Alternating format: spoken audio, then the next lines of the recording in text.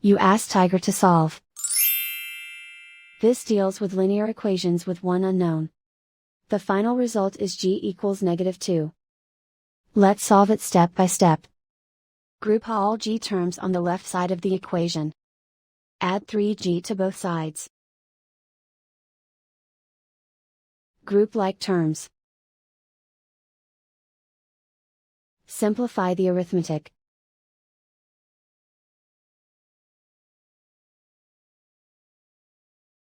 Group all constants on the right side of the equation. Subtract 16 from both sides. Simplify the arithmetic.